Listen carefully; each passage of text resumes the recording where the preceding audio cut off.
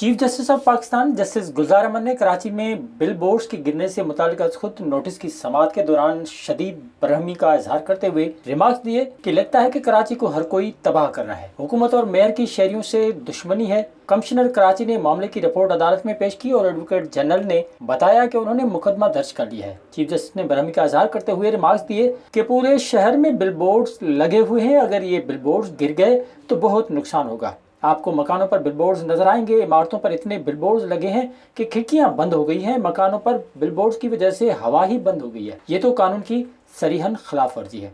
हुकूमत नाम की कोई चीज नहीं। जस्टिस गुलजार अहमद ने कहा कि हर आदमी खुद माशाल्लाह बना हुआ है। सिंध हुकूमत की रिट कहाँ है?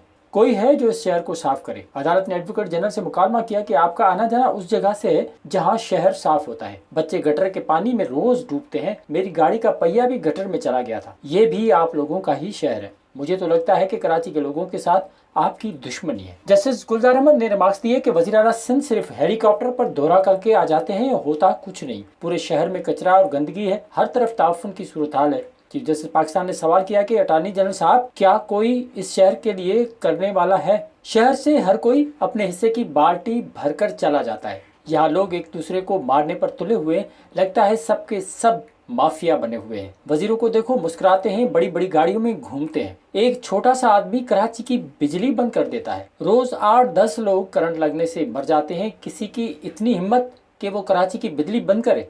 इलेक्ट्रिक ने अरबों खरबों के हिसाब से कमा लिया है। इलेक्ट्रिक के डायरेक्टर को गिरफ्तार किया जाए। चीफ जस्टिस ने रिमार्क्स दिए कि इलेक्ट्रिक के सीईओ के खिलाफ मुकदमा दर्ज होना चाहिए।